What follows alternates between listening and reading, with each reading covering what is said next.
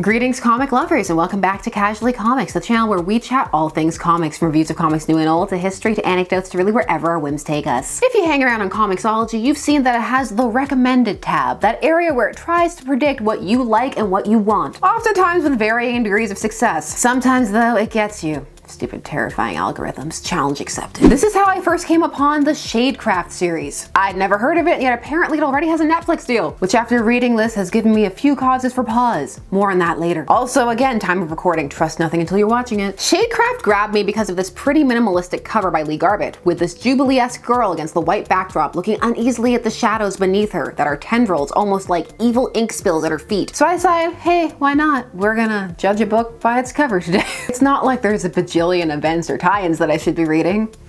There are. I'm always saying that I'm just going to share stuff that I'm reading, and today it's actually happening. Get ready for Shadecraft, which if you look it up, specify comics, because I didn't, and now I know that there is a solar-operated robotic parasol that you can buy. After the series comes out though, if it does, they'll probably change in terms of search algorithm. So if you want those giant robotic patio umbrellas, go now. Enough rambling. I'm Sasha, and if you're enjoying this content, you know what to do. Hit that like button, hit the subscribe button. Join us on this comic book journey. Shadecraft is written by Joe Henderson with art by Lee Garbett and colors by Antonio Fabela. Coming at us from the year 2021 and Image Comics. We open on Joliet, Illinois, with our protagonist Zadie, who is walking home with her crush, Josh. But things get awkward when, upon asking if he has an ulterior motive for walking her home, he says yes, and she assumes that the crush is reciprocated and jumps up and kisses him. This wasn't the reason, was it? I left my Switch at your house last week. God, oh God. And so she runs away, because if you try hard enough, you can imagine you've outrun the cringe and embarrassment. Once far enough away, she employs the teen drama trope of monologuing her problems out loud to provide exposition. But as she does, we see the shadows warping around her, seemingly reaching for her. Crazy Zadie. At least the nickname will sound edgy in college. Relax, Zadie Lou. They're just normal, everyday shadows.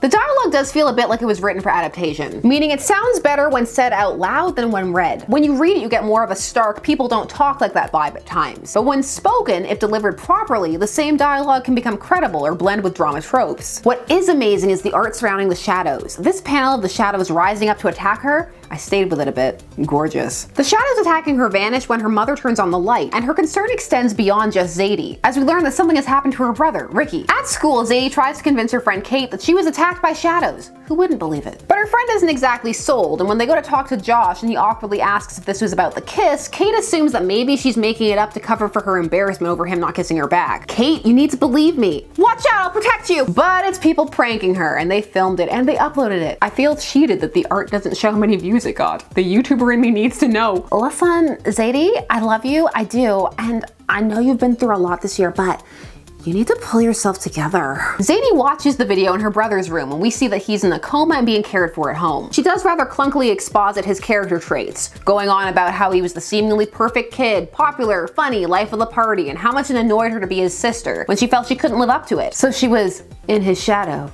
Do you get it? But now that he's in a coma, she's having an even harder time because now she's the sister of the coma kid. And she says that she hates him even more because of it. No one knows what to say to me. Most everyone just avoids me. This, while selfish, I enjoy. It firstly was a flaw to build on and overcome. Her insecurities and validation of herself through others in relation to her brother. It's something that she's gonna need to work on. And it did feel like a youthful mindset fit in for high school where most don't want to stand out too much but are just trying to get by. She begs for him to come back in a very sibling-esque way because she does really love him. But she ends up running off when her mom says they need to pull together so that they're ready for when he gets better, because she doesn't feel that he's going to. So she runs outside where she once more is accosted by giant shadows. But a humanoid shadowy figure saves her and she flees, but can't leave the figure who helped her when he is knocked down. I also love this panel of the two trying to escape the shadowy nexus. She manages to banish these shadows with the flashlight on her phone. The most underrated but useful app. Everybody download the flashlight app. As she goes to flee, she realizes that the shadowy figure that helped her is her brother. I'm sure some of you already saw it coming. Hey sis. Ricky, there is potential here. This seems like it has the makings of a fun and slightly tropey teen supernatural drama series. Potentially, time of recording. The art will definitely have me coming back. The exposition style of dialogue is pretty clunky, but does reveal decent character motivations. Hopefully it will flow more smoothly as more details are ironed out, and it doesn't have to fill you in as much. This because the story has opted for the no narration box style approach of storytelling. The regular dialogue, i.e. speech between characters, is decent, not too heavy-handed on the teen speak, and its veering into tropey feels familiar rather than forced. forced. Though of course, mileage will vary. I can also see one finding this to be too generic or playing on too well-trodden turf. Although it must be noted, this is only the first issue. Sometimes something can radically be altered by the end, who knows? Now I mentioned at the start of this that this comic has a TV series or adaptation in the pipeline, and I have to say, I'm gonna be excited to see how they do those shadows. It looks gorgeous here in comic form, but if you don't have a budget for it, it could look atrocious on screen. I'll accept